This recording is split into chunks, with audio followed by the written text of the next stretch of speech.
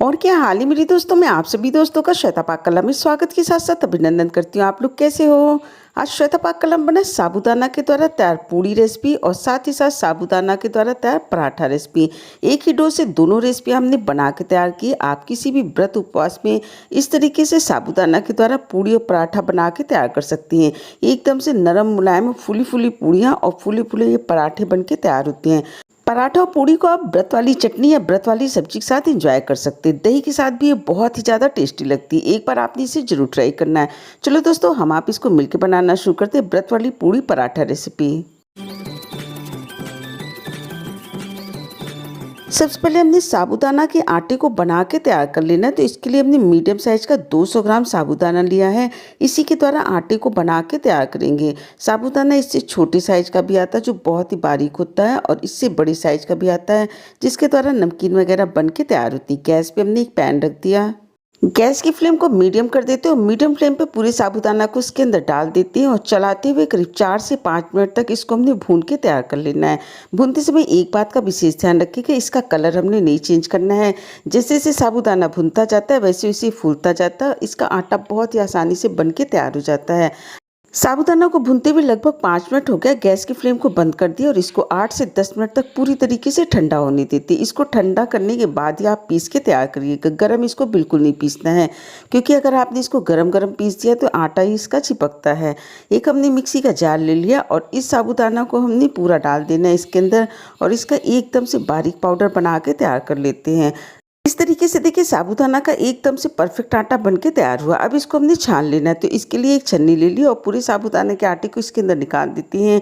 इस तरीके से व्रत के लिए आप पहले से ही साबूदाना के आटे को बना के रख सकते हैं। जब भी आपको व्रत में साबूदाना के आटे के द्वारा कुछ बना के तैयार करना हो तो आप आटे को निकालिए और फटाफट उसके द्वारा रेसिपी को बना के तैयार कर सकते हैं। अब हमने 3 पीस आलू लिए। वजन में ये 200 ग्राम है। आप चाहें तो इससे थोड़ी सी कम कर सकते हैं, पर 200 ग्राम से ज़्यादा आलू को इसके अंदर मत डालिएगा, नहीं तो फिर जब आप पराठे को बना के तैयार करेंगे तो काफ़ी ज़्यादा ऑयली हो जाएगा। आलू को उबाल के हमने पूरी तरीके से ठंडा कर लिया था। उसके बाद एक कद्दूकस की सहायता से इसको घिस के तैयार कर लेते हैं कि इसके अंदर कोई भी चंक्स ना रहे।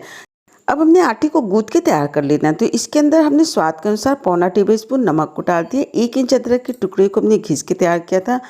आप चाहें तो इसके अंदर हरी मिर्च को भी डाल सकते हैं, पर हमने हरी मिर्च का उपयोग नहीं किया। या फिर अदरक और हरी मिर्च को आप पीस के भी इसके अंदर पेस्ट की तरह डाल सकते हैं। थोड़ा सा इसके अंदर हमने धनिया पत्ता डाल दिया और चौथाई टेबलस्पून इसके अंदर हमने काली मिर्च का पाउडर डाल दिया। आप इसके अंदर जीरा डाल सकते हैं, अजवाइन डाल सकते हैं, सफ़ेद वाली तिल डाल सकते हैं, फिर जीरे का पाउडर भी डाल सकते हैं। सारी सामग्री को पहले हमने इसी तरीके से मिला लेना है। अब जिस कटोरी से हमने साबूदाना लिया था उसी कटोरी के अंदर 1 कटोरी पानी ले लेते हैं, पर एक बार की में हमने पूरे पानी को नहीं डालना, थोड़े थोड़े पानी को डालते जाते हैं और इसका हमने सॉफ्ट डो बना के तैयार कर लेना है। आप सभी को पता है कि साबूदाना बहुत अधिक मात्रा में पानी को सोखता है। लगभग 2 से 3 टेबलस्पून पानी बच गया है। इसको रख देते हैं साइड में और आटा अच्छी तरीके से गूंथ के तैयार हो गया। इतना ही सॉफ्ट हमने आटे को गूंथ के तैयार करना है। अब इसको लगभग 20 से 25 मिनट के लिए कवर करके रख देते हैं, जिससे अच्छी तरीके से साबूदाना फूल के तैयार हो जाए। इसको रखे हुए लगभग 35 मिनट हो गया। आटा एकदम से परफेक्ट गूंथ के तैयार हुआ। बहुत ज़्यादा मुलायम नहीं, बहुत ज़्यादा टाइट नहीं। दोबारा से इसको एक बार हमने मिला लेना है और मिलाने के बाद अब इसके द्वारा पराठे को बना के तैयार कर लेते हैं। आटे में से हमने थोड़ी सी लोई को निकाल लेना है और इसको गोल करके चपटा पेड़ी की तरह बना के तैयार कर लेते हैं। एक थाली के अंदर हमने सिंगाड़े का आटा निकाल लिया। व्रत वाले पराठे को बना के तैयार कर रहे हैं। आप चाहे तो इसके लिए राजीरा या कुट्टू का आटा भी ले सकते हैं। अब इसको हमने बेल के तैयार कर लेना है। बहुत ज़्यादा पतला नहीं, बहुत ज़्यादा मोटा नहीं। जब भी आपको लगे ये चिपक रहा है तो इसके ऊपर थोड़ा सा सूखा आटा लगा के और इसको बेल के तैयार कर लेते हैं। इस तरह देखिए बन के तैयार हो गया। क्योंकि साबूदाना का है तो साइड से ये क्रैक हुआ है। पराठे को हमने गोल बना के तैयार करना है। तो इस तरीके से आप कोई भी ढक्कन ले लीजिए और इसके द्वारा पराठे को कट करके तैयार कर लीजिए। जो साइड वाला हिस्सा है इसको निकाल के रख देते, वापस से उसी आटे के अंदर दोबारा से इसका पराठा बना के तैयार कर लेंगे। और इस तरीके से देखिए साबूदाना के एकदम से गोल गोल पे ये पराठे बन के तैयार हो गए हैं। तो हमने 4 पीस पराठे को बना के तैयार किया है और बचे हुए आटे के द्वारा हमने पूड़ी को भी बना के तैयार कर लेते हैं।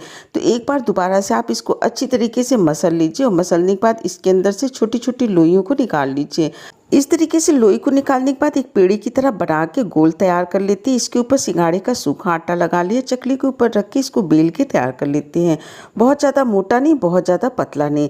इस तरह से देखिए बन के तैयार हो गया। अब इसको हमने काट के तैयार कर लेना है, जिससे एकदम से गोल गोल ये पूड़ियाँ बन के तैयार हो। तो हमने एक कटोरी की सहायता से इसको कट करके तैयार कर लिया। साइड वाले हिस्से को वापस से उसी आटे के अंदर हमने मिला दिया और इसके द्वारा देखिए एकदम से गोल गोल पूड़ियाँ बन के तैयार हुई हैं। सबसे पहले हमने पराठे को सेक के तैयार कर लेना है। तो गैस पे हमने एक पैन रख दिया, पैन गरम हो गया तो इसके ऊपर थोड़ा सा देसी घी लगा देते हैं और 2 मिनट तक एक तरफ से पराठे को सिकने देते हैं। उसके बाद इसको हमने पलट देना है, वापस से इसके ऊपर भी घी लगा देते हैं और दूसरी तरफ से भी पलट के उसके ऊपर घी लगा दिया। दोनों तरफ से पराठे को हमने अलट पलट के सेक के तैयार कर लेना है। इस तरह देखिए एकदम से क्रिस्पी ये पराठे बन के तैयार हो गए। जब ये गर्म रहते हैं तो बहुत ही ज़्यादा क्रिस्पी होते हैं, ठंडे होने के बाद काफ़ी ज़्यादा सॉफ्ट हो जाते हैं। व्रत में इन पराठों को आप बटर के द्वारा, देसी घी के द्वारा या फिर नारियल के तेल और मूंगफली के तेल के द्वारा भी सेक के तैयार कर सकते हैं। इस तरीके से देखिए एकदम से फूले फूले पराठे बन के तैयार हो गए। एक बार आपने पराठे की इस रेसिपी को जरूर ट्राई करना और देखिए कितने फूली फूली ये पराठे बन के तैयार हुए हैं। सारे पराठे को बना के हमने तैयार कर लिया। अब हमने पूड़ी को बना के तैयार करना है।